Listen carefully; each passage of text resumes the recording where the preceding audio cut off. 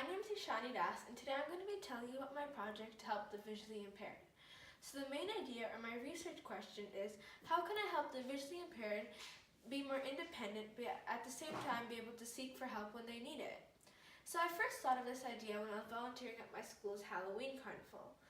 And I was managing a cup stacking booth when I noticed a little boy walking towards my booth holding hands with the lady walking through the crowded halls. It was only until he reached my booth and I realized he was struggling to play the game did I realize that he was visually impaired. That's when I began to wonder, what could I do to help him? It's not fair. He has to struggle and work so hard to play the simple game that the other kids can play so easily. So I researched a bit more, and that's when I thought of the idea is, how can I help a visually impaired person be able to detect an obstruction from a certain distance away, but also be able to seek for help? So that leads into the first part of my project called the third eye. Now, in the third eye, what I have is an ultrasonic distance sensor which can calculate the distance an object is from an obstruction. And so using this ultrasonic distance sensor, and I am using a LilyPad Vibe here, the visually impaired person will be notified with a vibration when they are 20 centimeters or any set distance I could give. It's an unsafe distance away. And I can actually show a demonstration. See, if I keep my cap down here, and I'm giving power with an external source, so you can actually see it's vibrating when I'm getting close to it. So this way, and the way it would work is they would just put it on their head like that. They would tuck the battery behind their shirt and tuck this behind their ear, and now there you go. So the way I built my project was I had two Arduinos, and the first part of my project, the third eye, I needed to use a sensor to detect the distance. So after researching, I found out I could use many sort of sensors such as infrared or ultrasonic, but I ended up using an ultrasonic distance sensor because I found the other ones were not as safe or as precise as this one. So in the third eye, I have my sensor and I have an Arduino Uno.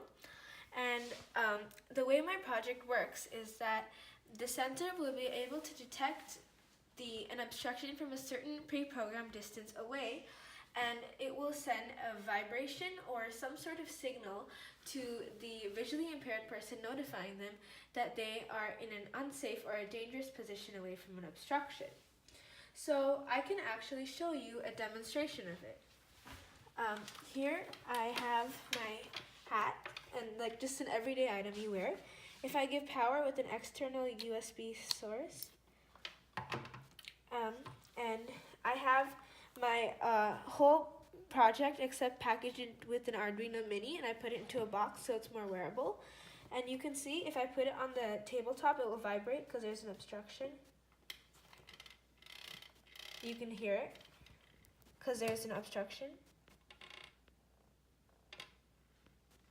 So basically, and then the visually impaired person will be able to easily use this by just wearing it on their head, tucking the battery behind their shirt, and they can just keep the vibrator right behind their ear like that.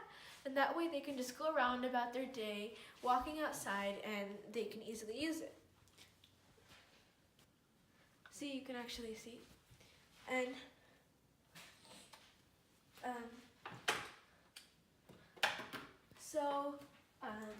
that sort of sums up the first part of my project, which is the third eye.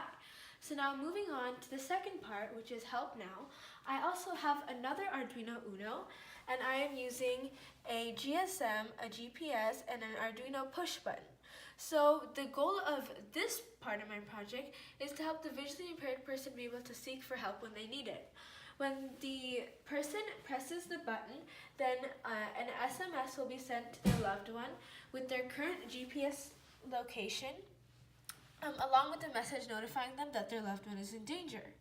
So here you can actually see my circuit where I have my GSM, GPS, push button, and an external antenna to help get signal easier.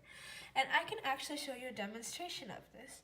So in my laptop, I have my GPS data constantly streaming in, and you can see here I get my time, date, fixed location, speed, angle, altitude, and satellites. Now, in my program, I parsed the latitude and longitude to make it and add it into a Google Maps URL. And you can actually see here, if I press the button in my program, you can see a message should be sent now. The button was pressed and the person's location info. And now I will immediately be sent an SMS with my current location. See, if I open up my phone here, you can see, attention, your loved one is in danger. This message was sent to you by HelpNow. Their current location is, if I press this, you can see it shows exactly where I am with my exact latitude and longitude.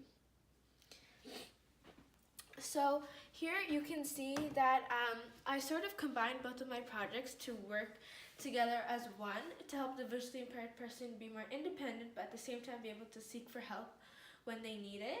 I tested my experiment for the third eye the way I tested the accuracy was that I had a set distance, or like an expected distance I put into my code, and I measured that with the actual distance that my actual project received. So, for example, when I set a distance of 20, I got 20.5 centimeters, 20.3 centimeters, and 21.1. My margin of error was very little, ranging from 0 to max 5.5, but usually around 1 or 2. I found my data to be actually very accurate, and that's one of the reasons why I settled with an ultrasonic distance sensor, because of the accuracy it had. So that's when I concluded with that the third eye accuracy is actually pretty good, and my sensor is working well. Now, moving on to the second part, which is HelpNow, the way I tested this was that I tested it with and without an antenna. Now, this goes to one of the biggest problems I faced, which is receiving a signal. Now, I spent many days wondering why I wasn't getting a signal, and all my fix and quality was coming as 0, and I researched and I read a lot on the Arduino blogs, and that's when I found out you can't get the signal indoors because it's a bit hard. So that's when I began going outside, and when I went outside, I noticed that it worked much well, and I got the signal faster, and once I came indoors, the signal would stay for a while. So I researched a bit more. I found out how I could get the signal indoors too, and I found out I could use an external GPS antenna. So that's when we got this antenna from Amazon, and I added it to my module, and then almost like magic, a signal started coming. And you can see here, GPS, when I didn't have an antenna, it took up to 10 minutes to get the signal, but with an antenna, the max I had to wait was 2 minutes. So you can really see how much the antenna helped, and I would say that's one of the biggest problems I faced. And another big problem I faced was that I had loose connection pins. For example, in my GPS, my pins would always become loose because they didn't have an actual pin to go inside. So my dad's friend soldered these pins for me, and after soldering it, they became tight and there was a strong connection, and I barely lost signal ever. So that was very good. That was another problem I had, a little bit more minor compared to the signal, but that was also one of the problems I faced. So another way I tested this was that I tested it in various weather conditions. I wanted the visually impaired person to be able to use it anywhere, indoors, outdoors, sunny, rainy day. And I found out it works in every weather condition, except when it's windy. Once or twice I had a few mishaps, but other than that, it worked pretty well in every weather condition. So for my data, I concluded that for HelpNow, my accuracy is pretty accurate. I have a very small margin of error, but in HelpNow, my project works everywhere except maybe once or twice in a windy day it could be affected. And so I concluded that with the help of GSM and GPS, my HelpNow could be able to send an SMS with the location. So the next step for my project for the third eye would be help make it more compatible and easier to use for the user. Say for example, they're indoors or outdoors, they might want to set the distance as different, like larger or smaller, because there might be more obstructions and they don't want it to be constantly buzzing them. They should be able to have the ease of just pressing a button and setting different distances, right? So that's what I wanted to do. So I want to add like 20 centimeters, you press this button, 30 centimeters, you press this button. So be able to personalize and control the device to make it work for them. So moving on to HelpNow, how I would further improve on HelpNow is I want to make it Wi-Fi based. So if there's Wi-Fi available, I want the message to be sent with Wi-Fi, but I also want them to be able to still send the message when they don't have Wi-Fi. So I don't want to take away what I currently have. I want to add onto it so it can be compatible both with Wi-Fi and without Wi-Fi. And that is how I want to sort of improve it technology-wise. And what I also want to do is I want to implement this to be for more than just the visually impaired.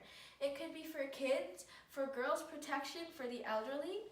Say for example, an elderly person falls down the stairs and they don't have access to their phone, they can just press a button, or if a girl is in danger and she doesn't feel safe, she can just press a button. It can be used on your arm, it could be on your arm brace, it could be necklace, it could be in your earrings, really any. This can be made super tiny and compact and you can wear it anywhere you want. So that is how I want to sort of improve my projects, both to make it a bit more easier and compatible and used for anyone really. Thank you for listening.